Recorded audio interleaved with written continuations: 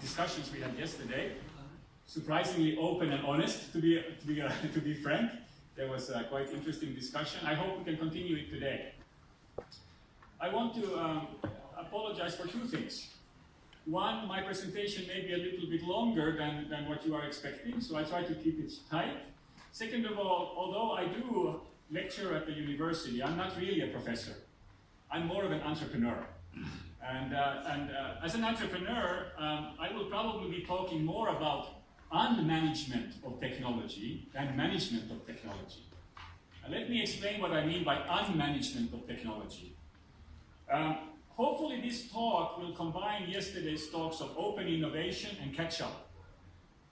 And you know, when we listened to the open innovation talk, the presenter started with a quote. He said, somebody from Sun Microsystems had said, typically the smarter people work for somebody else. Whoever you are, the smarter people work for somebody else. This also applies to government. Whichever government you are, the smarter people probably work for somebody else. So with this I mean that in a country, while national policy is very important, it is also important to have market-driven innovation. Market-driven innovation. And the talk today will talk about that. I will try to explain to you how the theories of catch-up and national policy is important for a country, but also why that is not enough. Why that is not enough. Certain technologies will die eventually. If you think about the fax machine, no matter how much you would have researched fax machine technology, you would be dead by now. It doesn't matter. So you need an ecosystem that is continuously innovating and creating new ideas, new concepts, new technologies. This ecosystem cannot be controlled because it is by nature random. And such random process cannot be controlled by a systematic top-down approach. Anyways, without losing completely my time, let me start my timer here so I know exactly how much time I have spent. And then, should you have questions or comments, I welcome them. I know this is a little bit of a formal situation, but I'm happy to have questions and comments. And I will go deeper into the material in my workshop, which starts after this. So if you are sort of interested in that, I'm happy to do that as well. Now, there are 4 messages that I want to share. First one is very important. Iran today is opening a door to a new future. And the decisions made today will have a big impact on how Iran develops. And I will illustrate that with the case of Turkey and South Korea. Second of all, national industrial strategy is critical. Let me be very clear. I am not a free trade agreement person. I am not a globalization person. For a developing country, globalization is a matter to be approached carefully. You need to protect your industries in the early phase of development. However, you certainly also have to open up certain markets, and you have to collaborate internationally. So it's a very delicate matter how you approach this. One of the things that I really am careful about is financial liberalization. Because when you open your markets to foreign banks, they are typically more sophisticated than domestic banks, and they will take over. So you have to be very careful about that. But same thing applies to steel, auto, oil and gas, aerospace industries. These are industries for national policy. But there are many industries which are not for national policy, and that we will talk about. Korean case is a typical example. Many of you think that South Korea is a fantastic example of national policy. This is correct. It was like that. For the last 30, 40 years, South Korean growth has been excellent. I live in South Korea and I work, and my wife is South Korean, so I know the country a little bit. And I admire the country very much. However, South Korean economy today is in a very bad situation. Very bad situation. Which is why I want to tell you the story of South Korea so that Iran can avoid that future. This is the story of industrial policy that goes too far and forgets the ecosystem underneath. The ecosystem of startups and SMEs. Finally, I will talk a little bit about the venture capital and startup environment and how governments try to influence that. Unfortunately, most governments do it wrong. Most governments think that their role is to put more cash, more money into the SMEs and startups. But governments are lousy investors. What governments and politicians should do is fix the regulations, the business friendliness, the ease of doing business, taxation, such things that are law and regulation driven, policy driven, but they should not interfere in the investments and the capital market approach of that ecosystem. I will conclude this presentation with a simple recipe for Iran. It's very easy. Your only question is whether the politicians and the government and the ecosystem as a whole is willing to go that road. The answer for Iran's future is very simple. Even today, Iran is a very sophisticated country. And if we take into account all the Iranians which are living abroad, you have an intellectual capital bar none.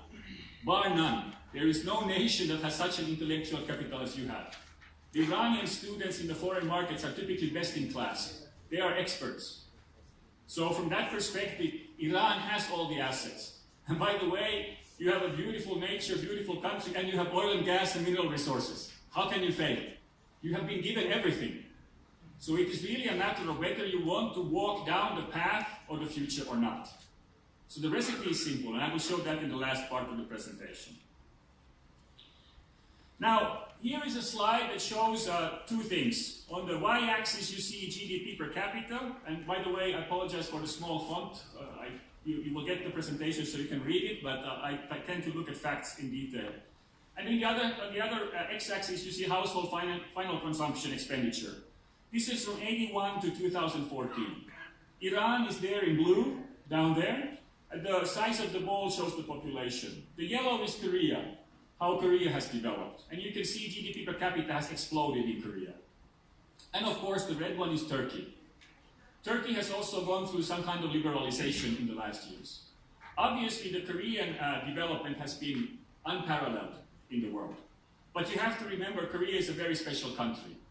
It's the last democratic bastion on the border of the communistic empire. So the United States has a big interest in protecting that bastion. And so the American inflow of capital has been a big driver also of Korea. So the choices Korea has made are special to Korea. I don't think you can copy those choices. You can learn from them, but you cannot copy. The choices Turkey has made are also special to Turkey. Probably you cannot copy them.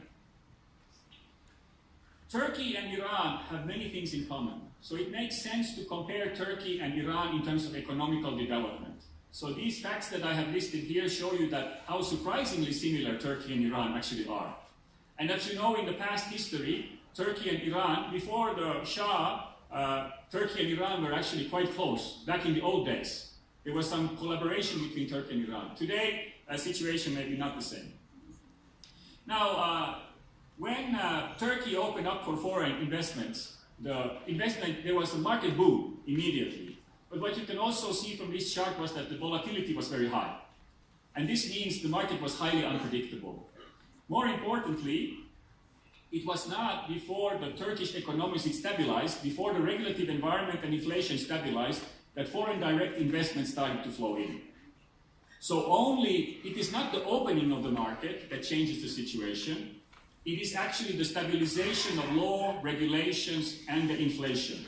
When the circumstances are right, foreign direct investment will be there. Whether you want or need that foreign direct investment is a secondary discussion.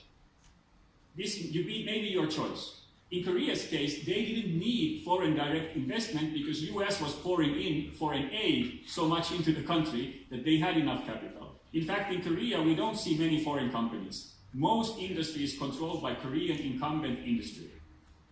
So it is a question for Iran, how much foreign direct investment you need for the economy here.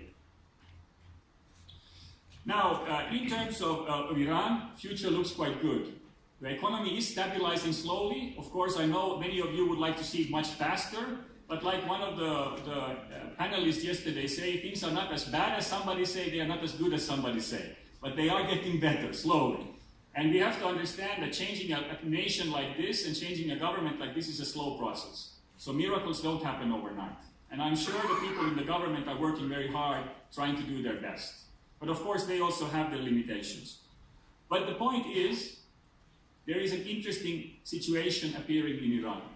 I usually describe Iran as the Germany of Middle East because it has an industrial base that no other country in the Middle East really has.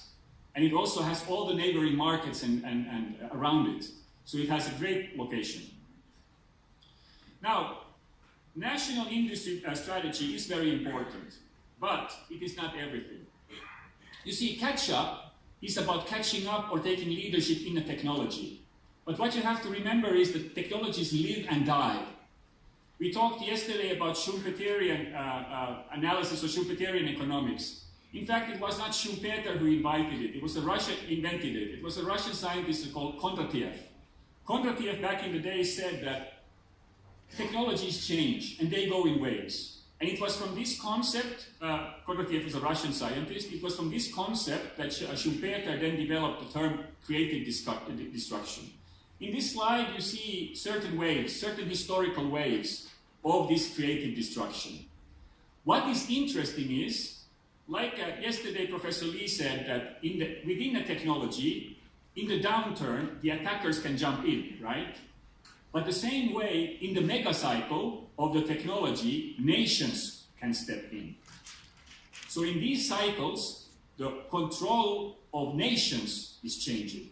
Yesterday we talked about economical cycle within a technology. Let's say panel displays, or let's say mobile phones. And we saw that in that cycle, Nokia lost and Samsung came in and so on.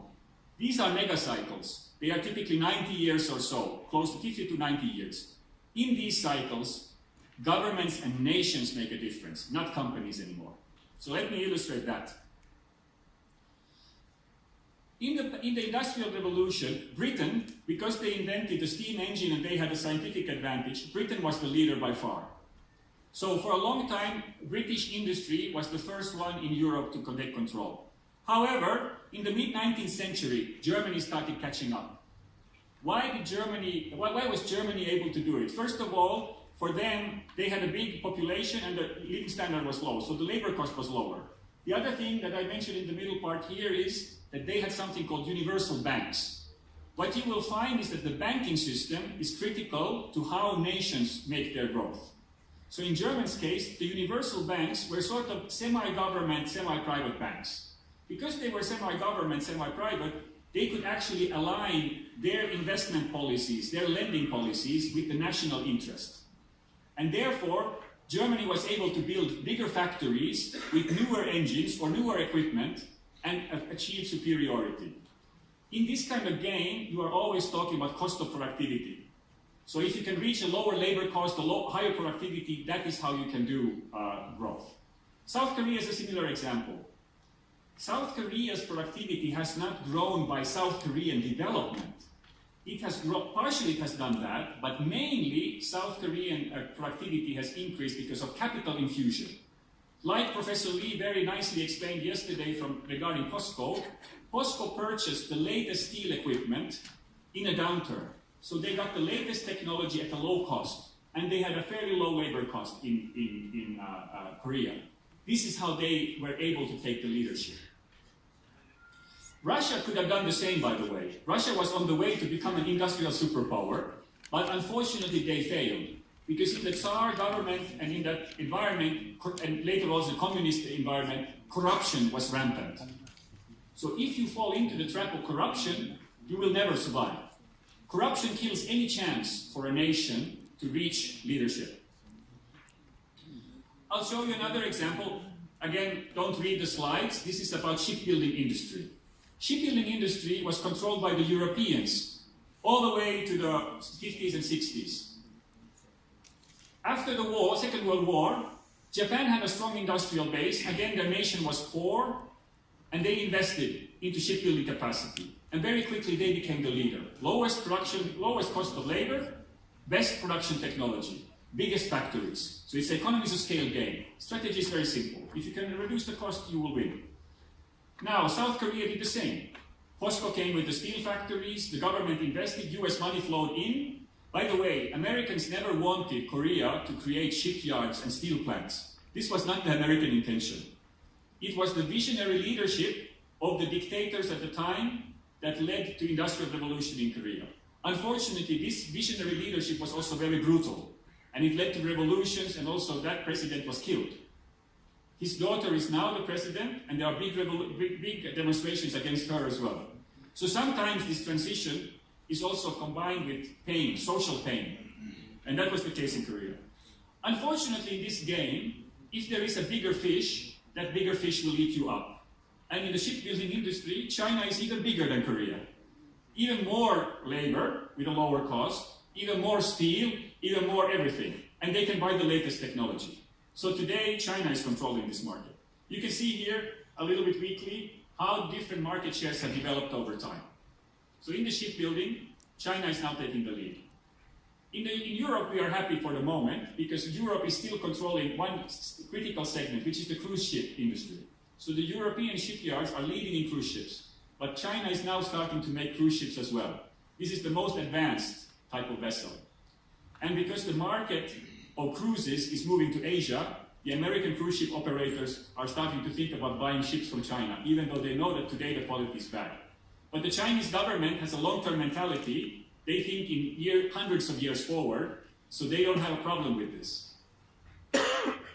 Now, governments can choose different kinds of strategies. We have two basic strategies. One is substitution strategy, the other one is complementary strategy. What I mentioned about Japan, Germany, South Korea, and China is what we call substitution strategy. This strategy aims for world leadership. The target of substitution strategy is to become #1 in the world and to kill everybody else. This is that strategy. In that game, you have to be the biggest player. And China is now killing South Korea. South Korea killed Japan. Japan killed Europe. Iran is not the biggest fish in the tank. You are a medium-sized fish. You are a big fish, but not the biggest fish. You don't have the lowest labor cost either. There are other nations around you who have much lower labor cost. So I don't think you can go substitution strategy in any of your industries. So the other alternative you have is complementary strategy. This is a much more sensitive strategy. One example I have here is Singapore and Malaysia, and the other one is Taiwan and Vietnam. Now, Taiwan has been fairly successful. Actually, probably could have been even more successful if it did not have the historical link to China.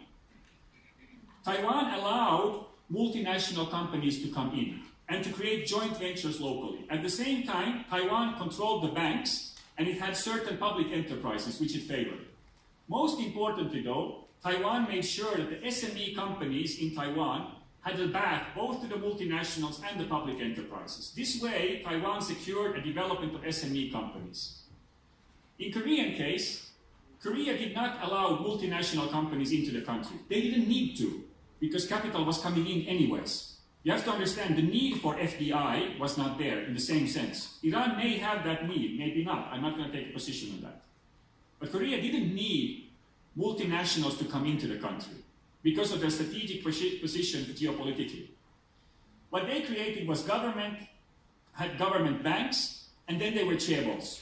Maybe you know these chaebols. They are conglomerate companies controlled by a family, typically. Japanese equivalent is keiretsu. Difference between keiretsu and chaebol is chaebol doesn't have bank. Japanese keiretsu has its own bank, Mitsubishi Bank, for example. Samsung doesn't have a bank. Government has the bank. The government controls Samsung by the bank. So this is how Korean society works. SMEs and multinational companies are marginalized. Korean SME sector is hugely unproductive. I will talk about that in a moment. So the model here was very government controlled. Korean model was a militaristic model for substitution strategy, and for that it worked. For 40, 50 years it has worked. It doesn't work anymore, but it has worked very well so far. Singapore and Malaysia are a little bit different. In their case, they have government-linked companies and multinational companies. Malaysia allows foreign banks to finance the multinationals, and then the local banks finance the government-linked companies. The problem with Malaysia is this. The American and other multinational companies have been there now for 20 years. Tax incentives are disappearing, and also the labor cost is no longer cheap. The SMEs have not developed. And as a result, Malaysia is facing a big risk. If all the multinationals leave Malaysia, the country is left with nothing, or actually very weak industry, because none of the SMEs can export anything. They can only sell to the local multinationals. So Malaysian complementary strategy has failed in that respect, or at least is not successful as of yet. Recently, a few American companies and also multinational companies moved away from Malaysia into Thailand or into Vietnam. So in this complementary strategy, you have to remember that multinationals are a dangerous animal. They help you for a while, but if you're not learning every day from them, you will not build your own industry. Taiwan was successful. Taiwanese SMEs learn every day from the multinationals, and today they are multinationals themselves. As you know, Taiwan is very strong in many areas. Mobile phone manufacturing, semiconductors, electronics, software, Wi-Fi equipment. They are in many areas. Not super big, but quite strong and powerful. So these two strategies are very important to understand. And the importance of the banking system is also very important to understand. I have a little bit more detail about Vietnam. Vietnam is actually also working a little bit like Korea, because they are getting a lot of support currently from overseas. So there is official development assistance from other countries, and there are also Vietnamese expatriates feeding in capital into the system. But I'm not going to go into detail to save some time. By the way, one thing to mention is Malaysia and Singapore both have sovereign wealth funds. Sovereign wealth fund is government private equity fund. So this fund invests in certain areas. In Malaysia, they are investing around the whole region, both in Malaysia but also in Asia and also in Europe, also in the US. But they are also continuously learning how to invest directly. They are using venture capitalists and private equity players today, but they are also investing directly. Norway is another example of sovereign wealth fund, where they have done excellent investment strategies over time. So the importance of banking and the sovereign wealth funds is very important.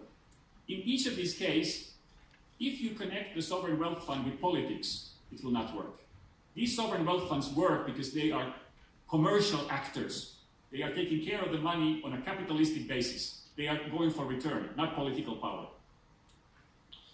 Now, let's come back to Korea. First of all, you all think Korea is doing great, but if you would live in Korea, you would know economy is actually not growing anymore. When I went to Korea in 2011, Korea was one of the fastest growing nations in the world, had been that for decades. Today, it's no longer.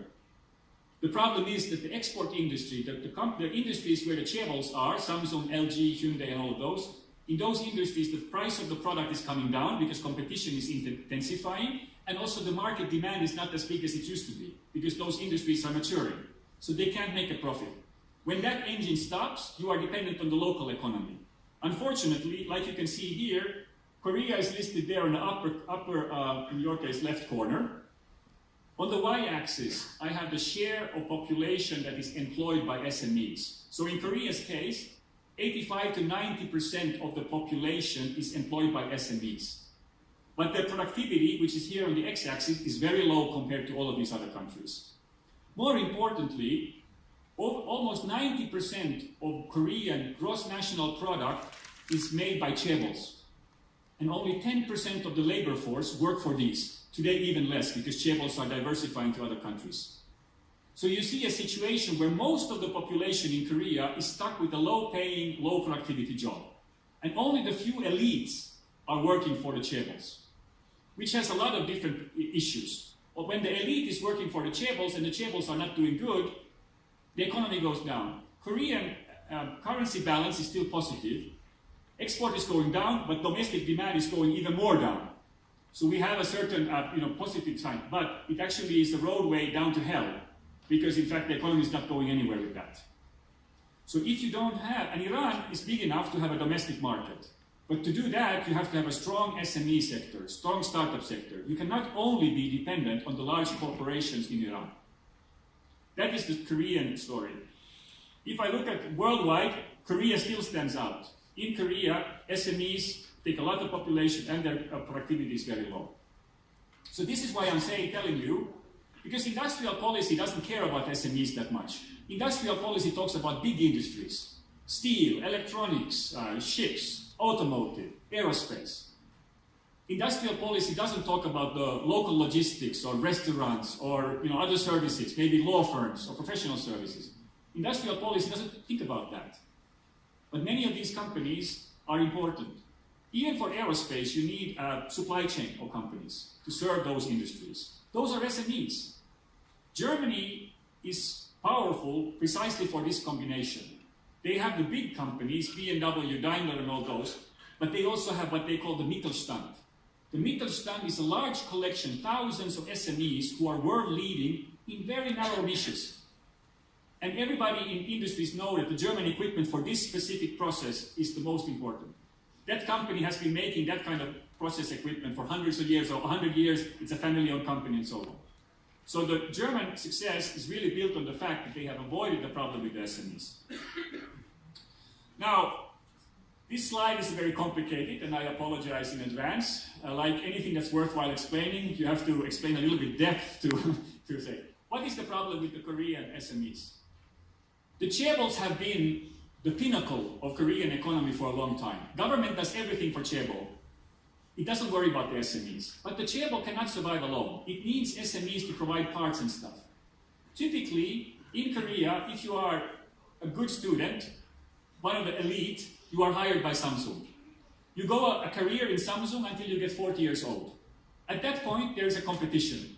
Either you get promoted to top management, or you are fired, or you leave, you resign. In Korea, nobody is fired. You resign by voluntary action, because there's a strong culture of that.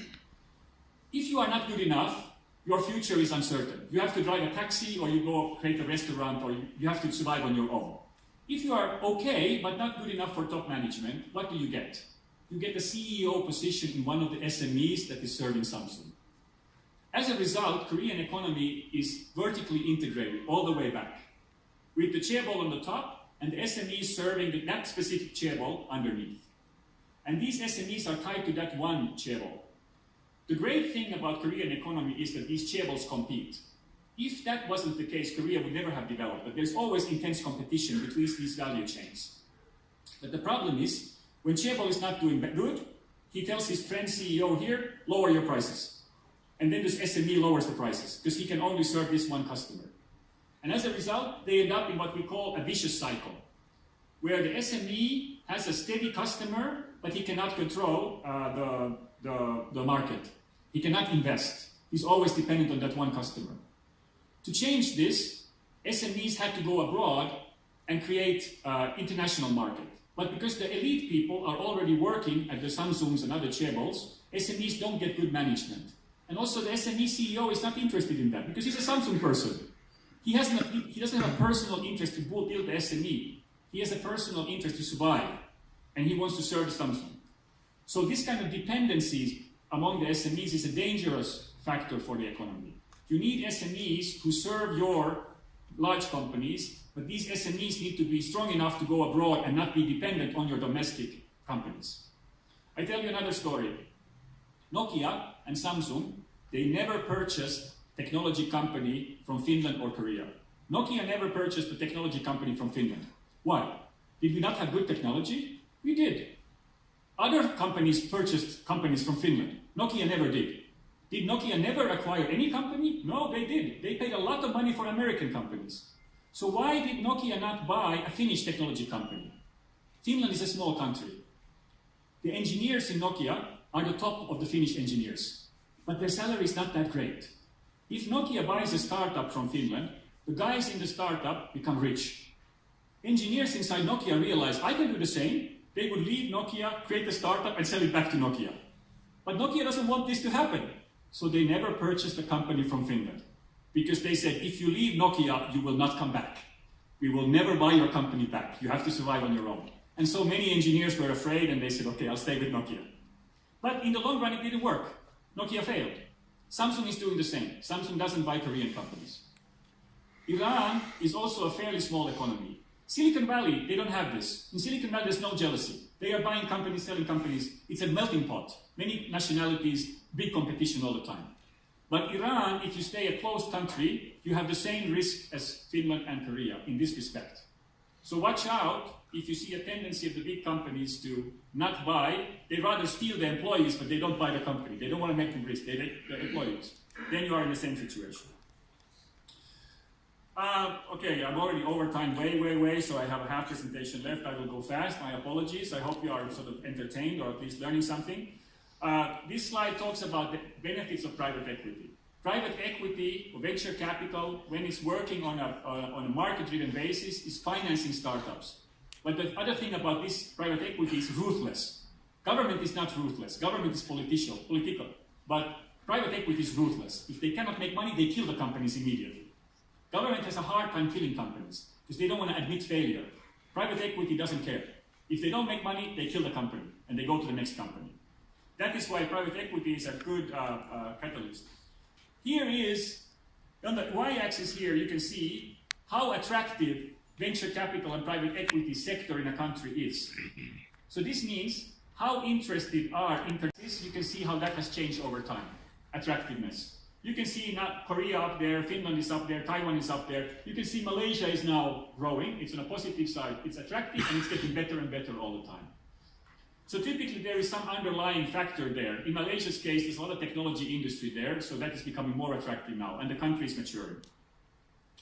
Each country has different kind of profiles.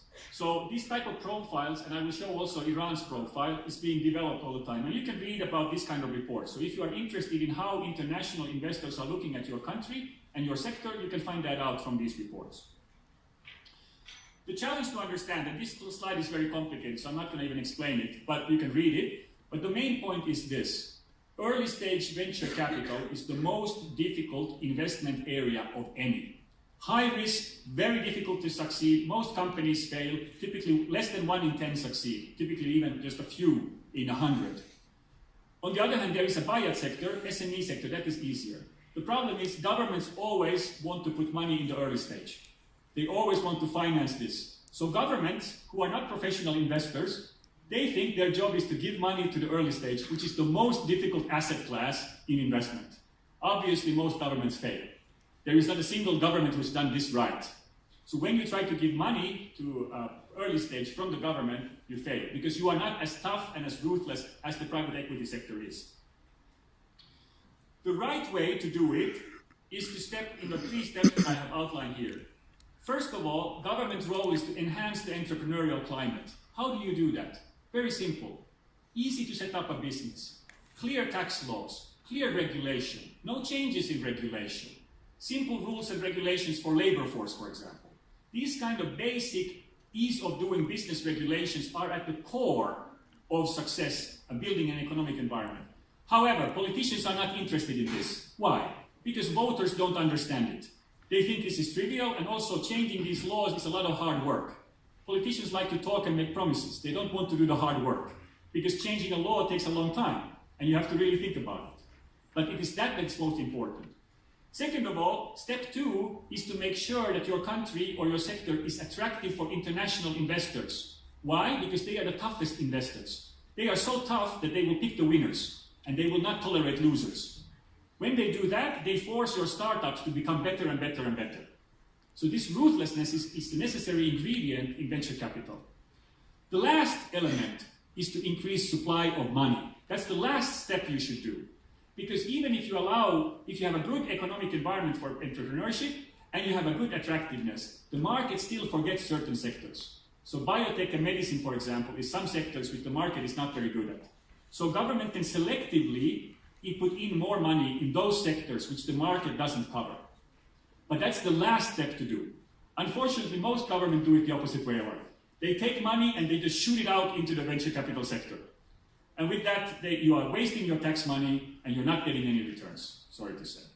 This is a very simple recipe. It has been published by many books. I have a book here. The source is listed here. If you read that book, Boulevard of Broken Dreams, you will find that country after country after country make the same mistake. If you read that book, after that it's very easy. You will see the evidence and you will know what to do. I don't know why countries don't do it. I'm not a politician, I'm an entrepreneur, so I cannot say why governments don't do it, but for some reason they don't. Finally, recipe for Iranian growth. And to be honest, I am in no position to give you any advice. I can only give you some reflections. So take it as it is. Maybe I'm wrong, maybe I'm right. I hope it at least gives you something. First of all, if I look at the Middle Eastern market, I'm looking now at all of Middle East, including Iran and other markets. The 2 issues that they have there is depth of capital market. So the capital market is not good in any of the Middle Eastern markets. So there is not financing, there's not a working banking system, all of those things are missing. And the second thing is the entrepreneurial culture and the deal opportunities are not there. And this is across Middle East, not only you, but everybody in this area. So from the basic research, you can immediately say these 2 things, capital market, entrepreneurial climate, and that also has to do with the rules and regulations are important. This is then a little bit about Iran, same kind of research. And you can look at the factors here. Access to financing, policy instability, inefficient government, inflation, inadequate currency regulation, corruption, restrictive labor regulations, tax rates. That list here on the right, address it and you will be done. Just fix it. This is a very clear list what to do. It's very clear. It's not difficult because you can look at many countries who have solved these issues before. These are not complex problems, but they require some willingness. And you can see here on the left-hand side how Iran rates compared to the Middle East and North Africa. So Iran is in black and the Middle East and North Africa is in blue. So you can see here that Iran is quite strong in many areas, especially here on the right-hand side. But then on the upper sides here, Iran is a little weaker. So those are the areas where Iran could improve. By the way, this kind of research is available on the internet. You can anytime look it up and see how things are going. So other countries, other experts are continuously evaluating Iran. And these reports are published every year. Here is another, this is World Bank. So you can see here Iran in the gray. So Iran is not scoring very well in control of corruption. Reasonably good in government effectiveness compared to the other countries in this region. Regulatory quality is horrible. You are even worse than Pakistan, according to the World Bank. This is the third one here. And then finally, rule of law. Rule of law is not considered very good by the World Bank. So again, very simple things to correct. Logically very simple, politically very complicated, right? Politically very complicated. But the list is simple. I am not asking Iran to do very complicated strategies or very advanced things. I am merely saying, fix the basics, and your country will prosper. Other countries have done the same. By the way, I was in Singapore in a venture capital conference. World Bank has a private equity fund called IFC.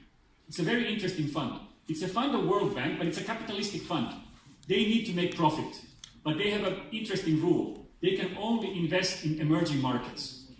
So I asked the World Bank, the IFC fund manager, what is the reason, which countries do you want to invest in? He said, over the last 30 years, the only success factor he has seen is ease of doing business in that country.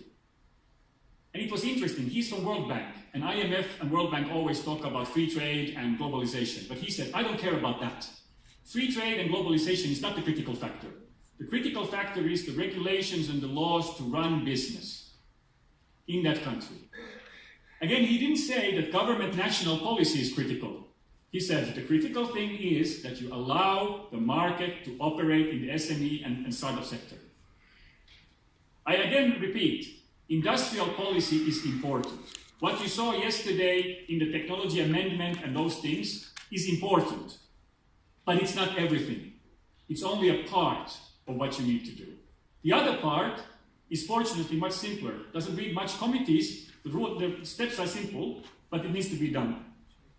I'll skip a few slides. I have a couple of slides of venture capital in Iran. The good news is venture capital and private equity is starting in Iran. Foreign players are coming in. Also domestic players are active.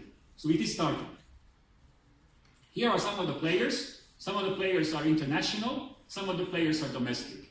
You already have very interesting technology companies which are doing interesting business, and it has been noticed. So the foreign investors are interested. What you can see though is that there's a government vision, but the reality is the vision there is in blue, the reality in the bullet points underneath. VC industry is still very low. The laws and regulations for this industry are not in place. And also, a lot of the expertise is still missing because we haven't done enough. It takes about 5 to 10 years to build expertise. So we need to do. That's why it's so important to get the laws fixed now, because even if the laws are fixed, it still takes 5 to 10 years to build the experience of how to operate in this environment. And finally, I have some suggestions. I'm not going to read through, you will read and you can access on your personal point, and that is up to you. So I will end here with the conclusion. Iran, from my perspective, is one of the most attractive countries with the brightest future on all the natural riches that you want. Location is fantastic. You are in the middle of the area which will be developing in the future. Africa, Asia, Southeast Asia. You are in the middle of that. National policy is important. But the smartest people probably work for somebody else, or they are in your country somewhere else. So please, fix the basics and get the economy running on the SME and venture capital sector. Thank you.